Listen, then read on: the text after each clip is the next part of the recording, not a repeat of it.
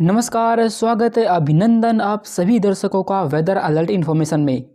इस वीडियो में यह बात की जाएगी देश में अगले 3 दिनों के दौरान कैसा मौसम रहने वाला है और साथ ही बंगाल की खाड़ी में बनने वाले साइक्लोन के बारे में भी बात की जाएगी, तो बने रहिए वीडियो के एंड तक।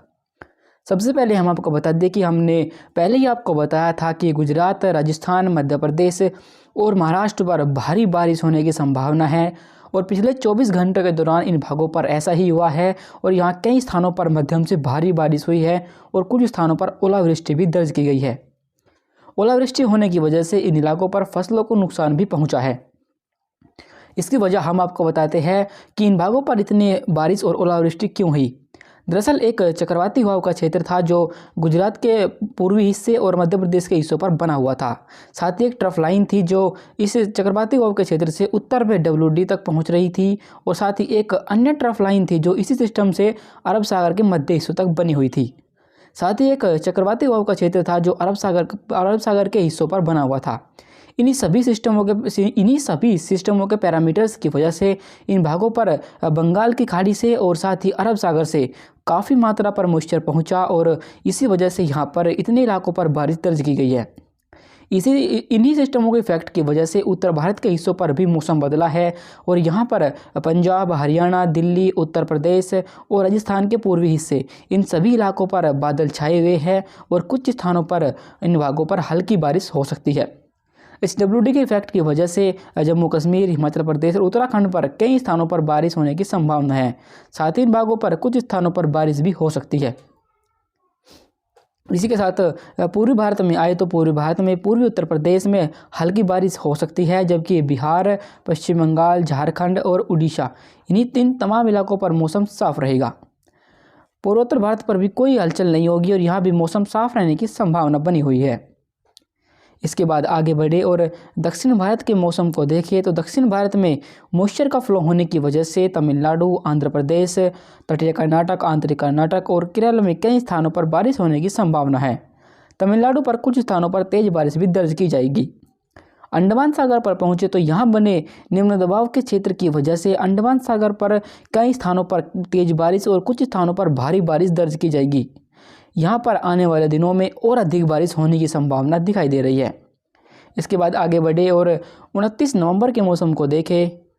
29 नवंबर के मौसम को देखें तो WD पूर्वी दिशा में आगे निकल रहा है, पर लेकिन फिर भी इसके इफेक्ट की वजह से जम्मू कश्मीर, हिमाचल प्रदेश और उत्तराखंड में कुछ स्थानों पर बारिश और 1-2 स्थानों पर बर्फबारी हो सकती है, जबकि मैदानी हिस्सों पर बने सिस्टम कमज़ोर हो जाएंगे और यहाँ पर हवाओं की दिशा बदलेगी, जिसकी वजह से यहाँ तापमान में कमी दर्ज की जाएगी, जिनमें पंजाब, हरियाणा, दिल्ली, उत्तर प्रदेश, राजस्थान इन तमाम इलाकों पर मौसम साफ रहने की संभावना है। हालांकि हो सकता है कि दिल्ली और उत्तर प्रदेश में 1-2 स्थानों पर बारिश हो जाए। इसके बाद पूर्वी भारत में चले तो पूर्वी उत्तर प्रदेश, बिहार, झारखंड और पश्चिम बंगाल पर मौसम साफ रहेगा, पर लेकिन छत्तीसगढ़ पर कुछ स्थानों पर बारिश होने की संभावना दिखाई दे रही है। इसी के साथ गुजरात पर मौसम साफ हो जाएगा और मध्य प्रदेश के पश्चिमी हिस्सों पर मौसम साफ रहेगा, जबकि इसके दक्षिणी हिस्सों पर कुछ बारिश हो सकती है। मध्य महाराष्ट्र में भी कुछ स्थानों पर बारिश होने की संभावना दिखाई दे रही है।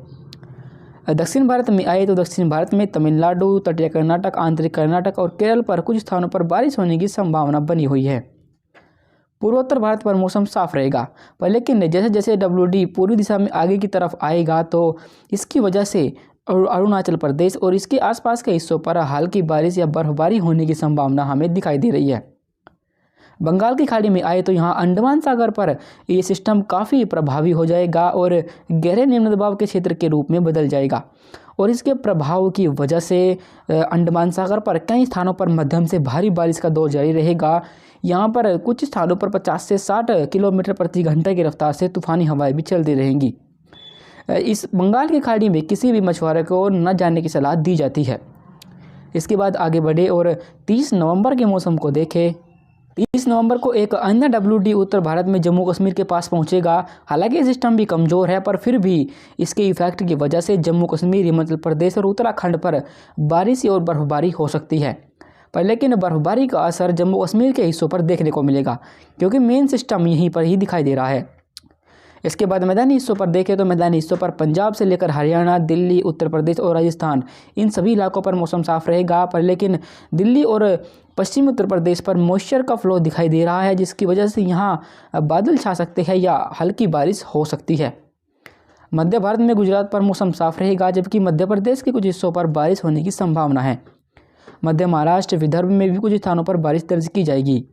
छत्तीसगढ़ में भी कुछ स्थानों पर हल्की बारिश हो सकती है, जबकि बिहार में मौसम साफ रहेगा और झारखंड में एक दो स्थानों पर और उड़ीसा और पश्चिम बंगाल पर भी मौसम साफ रहने की संभावना है। पूर्वोत्तर भारत पर कोई खास हलचल नहीं होगी और यहाँ पर मौसम बिल्कुल साफ बना रहेगा। अंत में दक्षिण भारत में आए तो दक्षिण भारत में एक जो डिप्रेशन है वो बंगाल की खाड़ी में बना हुआ था, जो और अधिक प्रभावी हो जाएगा और यहाँ दिखाई देगा।